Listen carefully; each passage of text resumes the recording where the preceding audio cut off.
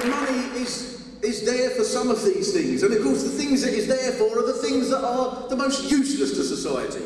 People like Philip Green, for example. And then there are even bits of education, of course, where the money seems to be there. Just down the road from where I live in South London, there's a very beautiful building called Dulwich College. And at Dulwich College, there are 60 acres of ground. Very lovely it is too. A beautiful old building, 60 acres of ground. I did a bit of filming in there once, and almost every room that I went into made me go, what? The music room, which I remember as being a glockenspiel with 3 bits missing in the music room. The music room had a Steinway grand piano in it, and just sort of littered around the corner as if it was just sort of, well, we'll chuck those over there. There were the most beautiful oboes and clarinets and cellos and all sorts of things. Every room, I went into one room thinking, I wonder what was in here, and I went in there, was a theatre. Just in this big, so I thought, oh, the geography department was like, come in here, we've got our own desert or something. Just this...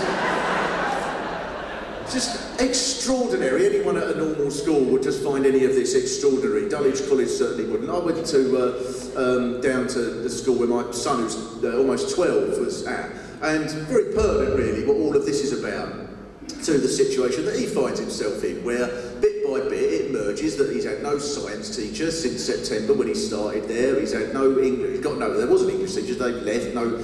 No likelihood of any replacement in the near future. There's been no drama teacher. I think all in all there were 4 lessons in which he just goes there and sits there because there's no teacher. And he's very keen on cricket. And I said, was there any chance of there being a cricket team this summer? And the answer was, very nice teacher, not there for, but the teacher said, well, if he wants to organise that, he's certainly welcome to. Otherwise, it's the same for maths. Look, if he wants to get some kids together and add some things up, he's...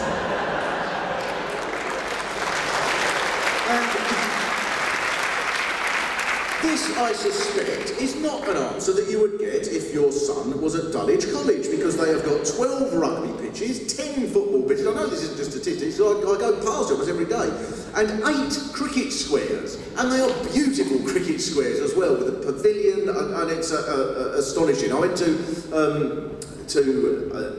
see a game of cricket a little while ago last summer, Kent versus Surrey, county ground, where at Whitgift School in Croydon this was at. Now, first of all, I just find it's astonishing that a school can have sports facilities that are sufficient for professional events to take place at. When you come into the school I did, it really wasn't very likely that I was going to wander from the science block to the art department and pass Nadal and Federer playing in a quarter-final of a match on the way. But there were these professional sporting facilities then, to that standard. And my lad said to me, he's quite good with jokes really, and he said to me, oh, the thing is with this school, Dad, because at posh school, they've got their own zoo here.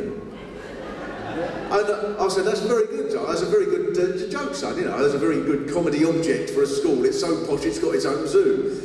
And he said, no, they really have. He said, we played football against them, and they've got their own zoo, they've got their own wallaby. And I said, yeah, no, of course, come on, let's go, come on, we'll get an ice cream. He said, no, they have. And he did it so convincingly, I thought, go on then, come and show me the, come on then. I thought, I know I'm going to be made an idiot. And we went, and they had their own fucking zoo at this place. Flamingos and then, like, as if the sort of, I don't know, presumably the biology department have gone, well, we can't possibly teach children about anatomy without our own zoo. In the prospectus, do the posh parents sit there looking at different schools, going, well, we can't possibly send Bartholomew there, it's got a very threadbare hippo.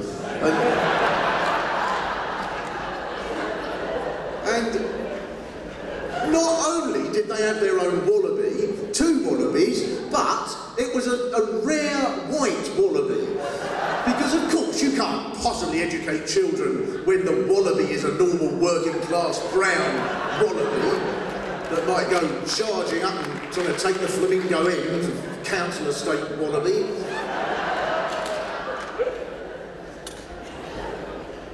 So the money is there for some people, it seems. Imagine that.